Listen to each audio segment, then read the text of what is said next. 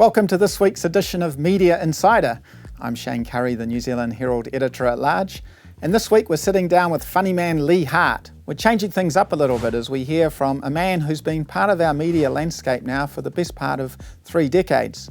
We of course have known Leigh since his Sports Cafe days where he was that guy, but across those 30 years he's resurrected himself in many forms.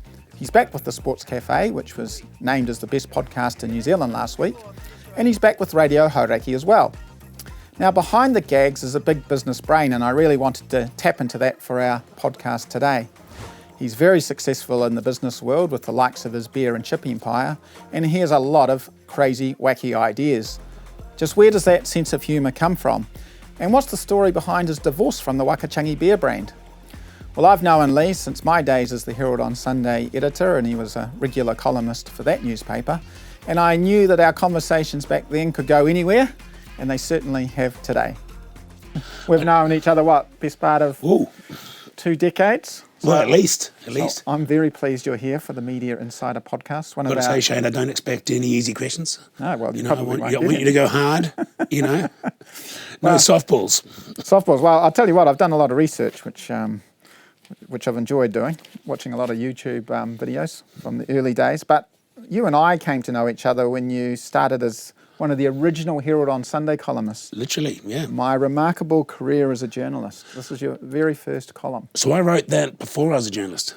I wrote a column about being a journalist. Have you ever been a journalist? Well, at that point, I suppose you could say I was a sports journalist with Sports Cafe. True. I'd never been a print media journalist until you took me on in the Herald on Sunday. But looking at that headline, I haven't read that article for many years. I look forward to reading it after this. Pretty much every column I wrote tended to have a media focus or a self-indulgent fact that I'm writing a column focus about it. It did. I think we had to pull you up a couple of times about a little bit of plagiarism of yourself going on. Yeah, there's plagiarism myself. I was more impressed by the other journalists around me, I think. The internal politics of a columnist, like the fact that Deborah Coddington might be on top of me 1 week and I was below, or who else did we have? Or Paul Holmes might be below me instead of above. In this particular column, you were with Michael Barrymore, and we were just reminiscing about the time that we had Michael Barrymore in New Zealand for a couple of years. Hiding, I suppose, in many ways. Well, was he? I don't know. He had his fair share of issues in UK, I think, so he probably came to the colonies to get away from all that. But no, he was good value, wasn't he? Yeah, he was. He was a very sociable sort of fella, and it was a great time. I think part of the reason I'd love having you on for one of the early guests for our Media Insider podcast is because not just your humour, but the way you've evolved in your own media career over the last 2 or 3 decades now really is fascinating because, wherever you go, you're recognised. I've been out with you and you are just swamped by people young and old. Yeah, I don't think it's ever been a conscious thing. I think, so if you look at it, yes, I was doing TV before I was doing print journalism. A comedy TV, I suppose, but then I was doing the Hellers ads, etc. way back then. That's over 20 years now. So you could argue that was a commercial. It all sort of fitted in together subconsciously. It wasn't a conscious effort to go, you know what I'm going to do now? I'm going to do that. I think as media changed, I changed. As things went online, naturally, it just went online. With the columns, it was it's chaotic time, but I would use the column as the source of material for something I'd go on video, or vice versa, or something I'd filmed in the past, a ridiculous idea about a Bigfoot thing, which I'd already done in a video form. I would, when you say plagiarizing myself, I suppose I'd call it more being efficient, or the fact that a lot of the TV stuff was a late night on TVNZ, and I never thought it got not enough people saw it or got to experience it. So I never seemed to have a problem reinventing it into a column or vice versa. So it just kept sort of rolling ahead. Well, I guess that's right. But if you look at the likes of Moon TV and Late Night Big Breakfast Show, nowadays, that content can get distributed widely, not just on traditional channels, but through social media, right? Yep. So you have done that. You have been able to resurrect that over the course of many. Again, through a comedy of errors at the time, with TVNZ, with the TV stuff I was doing, I was lucky to be on TV back then.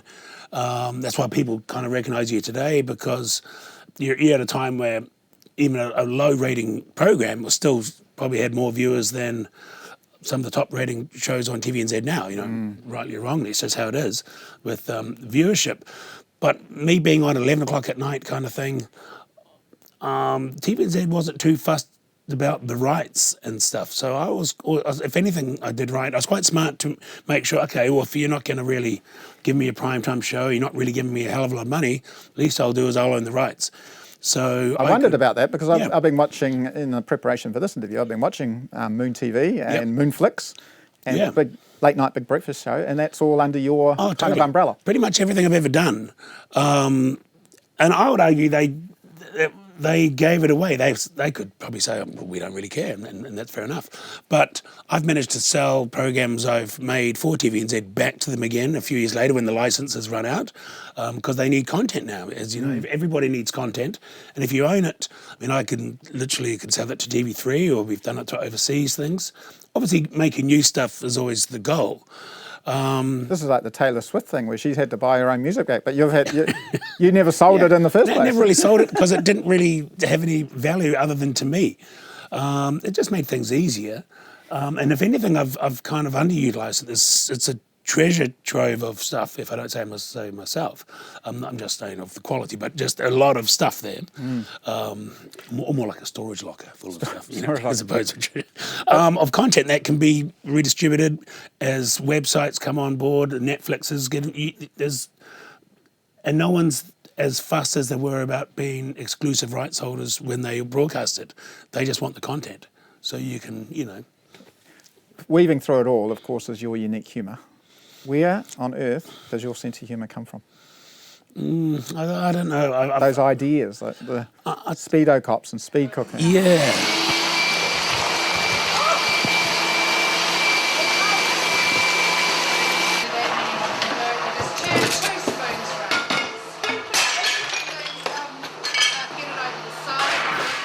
I've looked at old interviews with this. People have asked this question. I'm always making a wrong comment actually about watching old British humour like Monty Python. But it's not actually true, I don't think. I lived overseas till I was about 10 or 11 with my parents in remote places. In Peru, right? In Peru, pretty much most of it. Sort of top of the Andes, 13,000 feet. Quite remote, and we were with other families, of course, but as a family, we were quite tight. I always thought there was good sense of humour within the family.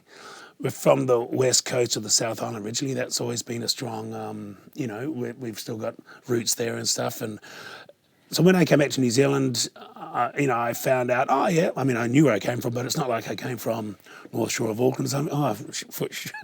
Sure enough, I came from the west coast of the South Island. So it all sort of conspired to be, I don't know whether more characters seem to come back from that, or whether I'm pretending, whether I'm drawing on that. I don't know.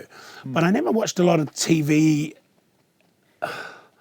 We didn't have a lot of TV until I was about 10 or 11. I mean, as I say, I didn't even know who the All Blacks were really till I moved back to New Zealand properly. So if anything, I might be able to say that it was an isolated thing. I wasn't influenced by too much. And although I can appreciate other people's comedy here in New Zealand and stuff, I don't go to a lot of stand-up shows and stuff, and I feel a bit bad like that. Do you do much stand-up or any No, I stand-up never at all? have. Yeah. And I take my hat off to those that have. I find situations funnier that you can control and contrive.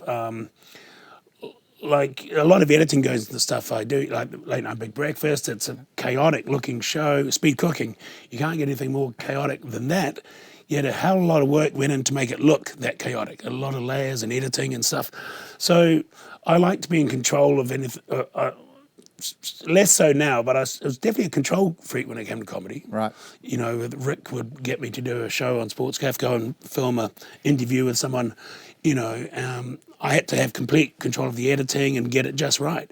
I remember was it one of the All Black or Wallaby press conferences where you pulled down the Venetian bar, basically. They're the ones that we've always competed most strongly against.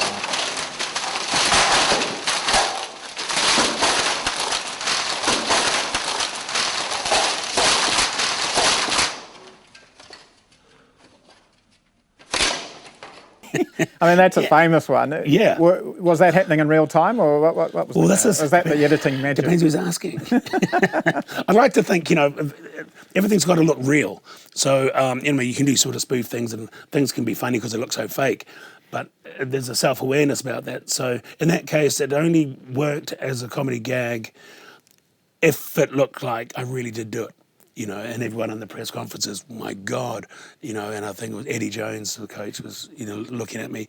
So I had to go with I had to do a little bit, enough to convince people that I was actually, I was tweaking with the curtains. I walked in with snow skis.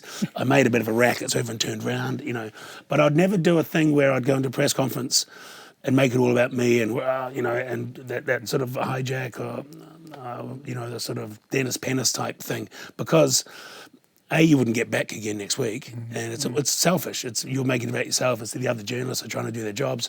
So all the other journalists are always surprised, I think, when they watch when they watched it on TV, they said, I was at that press conference. Well, it wasn't quite that bad. I wasn't there. Yeah. But no, a lot of work went into that, or not so much work, imagination, I think. I remember each week pretty much was how else are we going to do another press conference, a rugby press conference as well, without plagiarising yourself on the week before. You just can't do the same stuff.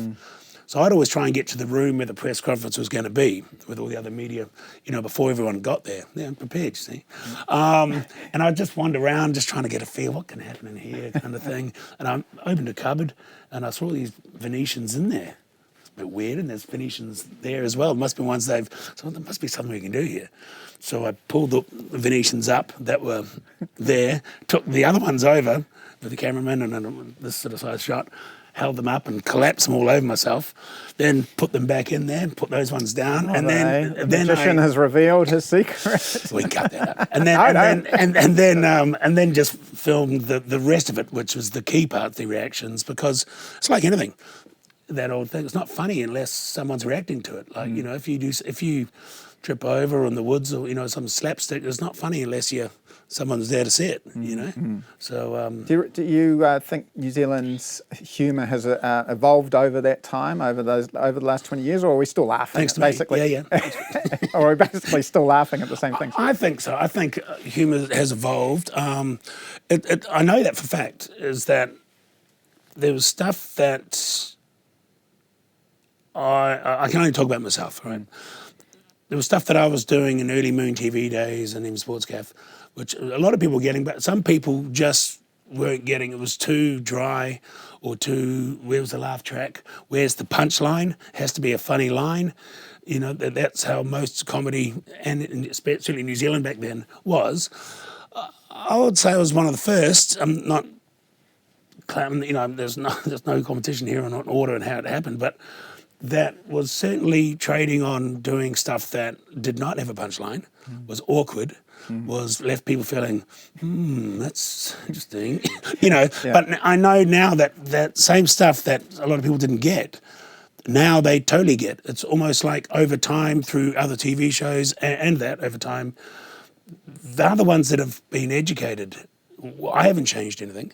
What they're finding funny now, I was finding funny back then. You look at the shows like The Office and stuff now, how there's no punchlines in there. It's just awkward stuff that people are... in a glance or two, or glances. Occasionally there's a ridiculous moment, the odd bit of slapstick, but that wasn't like a gliding on type punchline type. And not that there's nothing wrong with that either. But so I think New Zealand certainly evolved together. Everyone's gone along and. Which is good. And and it's, of course, you mentioned Sports Cafe. That's returned, and you're part of the show and the lineup once again. Yeah. I mean, how have you found the re-entry with that over the last 12 months? Great, because because it's back as a podcast now. It's just names. I don't know what a podcast is. I'm supposed to be doing one myself soon, but... What about school? Did you get the strap much? Never got the strap at school. Managed to talk my way out of that. I had the caning record. I got it. You had the caning record?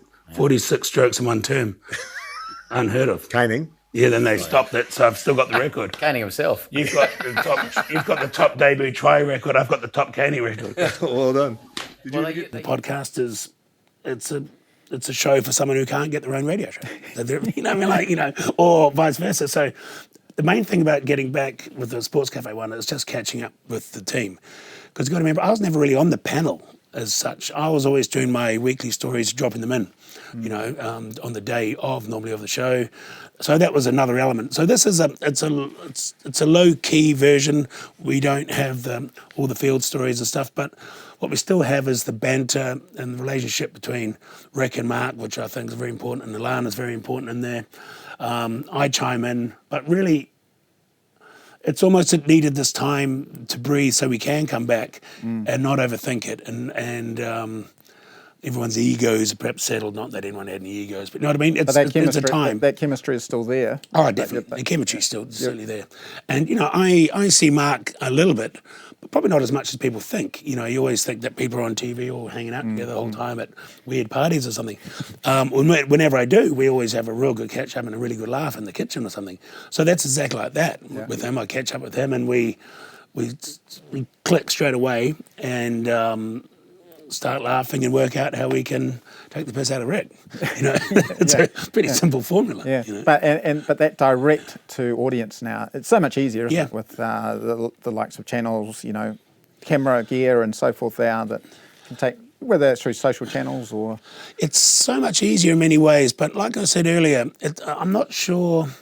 We used to do that show once a week on a Wednesday, and it was a sort of thing where the next day would be, it's the sort of show that would have had water cooler chat. Oh my God, did you see what Mark did on the show last night? Or did you see this? Or Mark was drunk on the show, that sort of thing.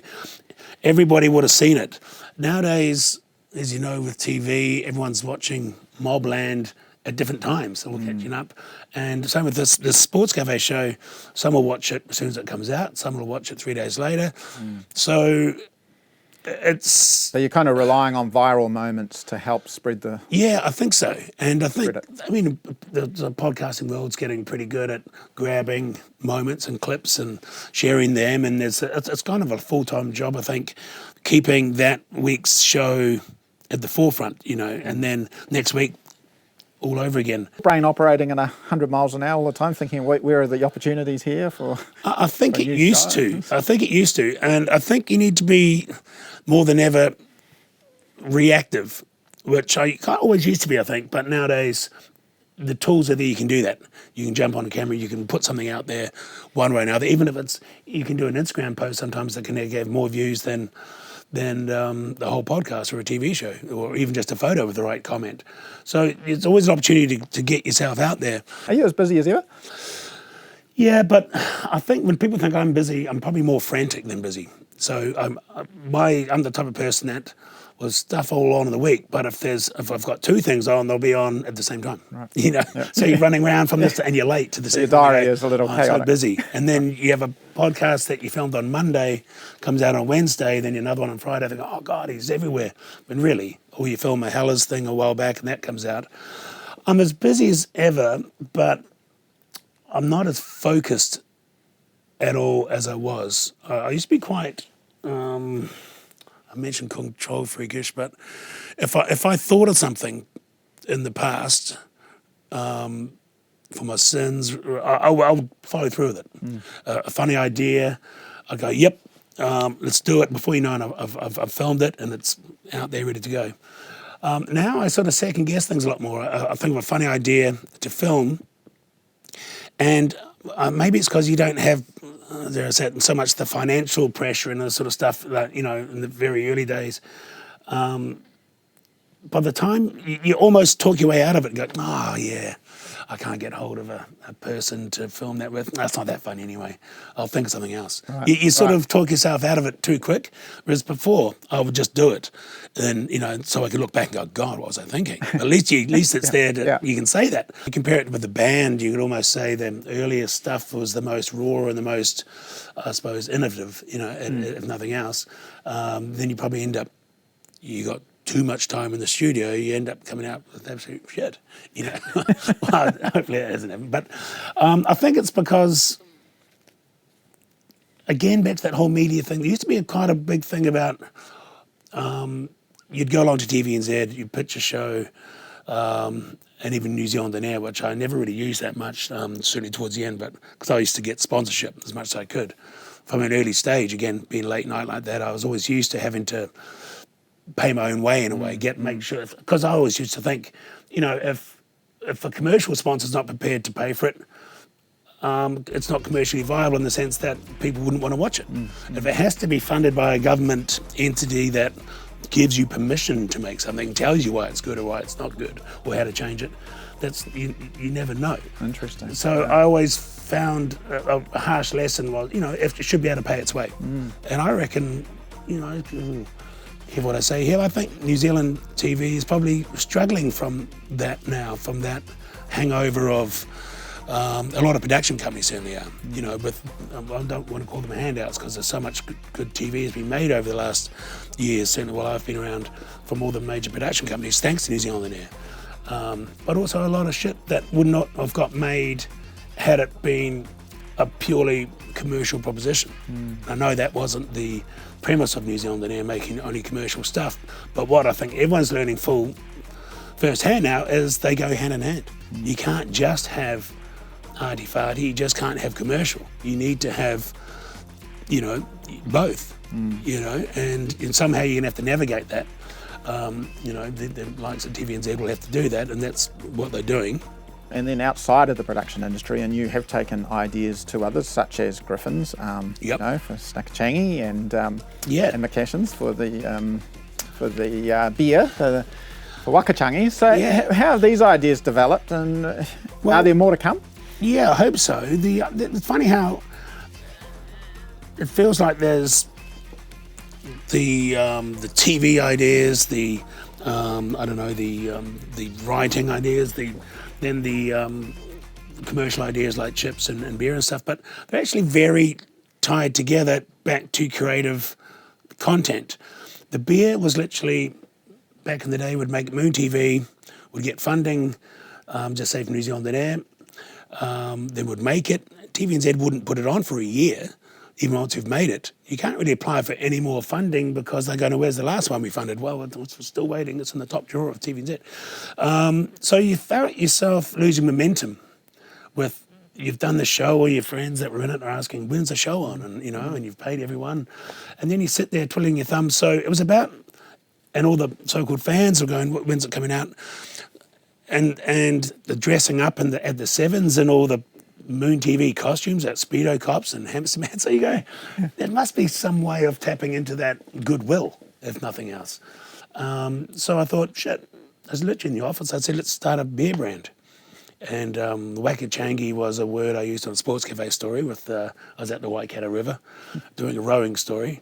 And I just started talking about the river, the old Waka, the old Misty, old lady, the old Missus, the old Waka. The Wakachangi is one of the words out of that. And it sounded like a beer name-ish. So I got someone to make the beer. Long story short, McCashin's Brewery eventually started making the beer. That was going well. But then you still need a story.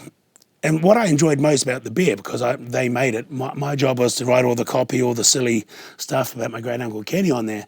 And for me, that was just like writing a column again, which I don't think I was doing at that time because you'd probably fired me by then. So I remember thinking, oh, shit, this is just like, it's writing absolute gibberish and, going through it again, making it, copy, making it sound better. Yeah.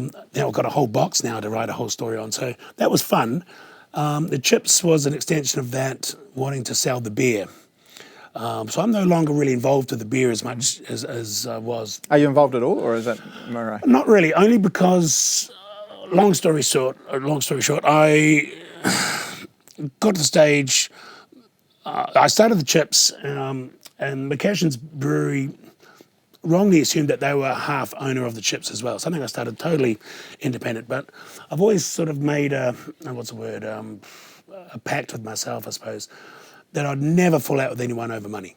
It's just not worth it, because even if you do and you win on principle, you'll still lose, because that would be like murky grounds. Well, Leah's issue with brewery kind of thing, and I'm still really good mates with the guys at McCashin. So it was a tough call, but I remember waking up one morning after months of advice, how I could approach this and stuff. No answers. No one had any clue other than legally, and I was never going to do that because we were still mates and we still had a good working relationship, and we still do.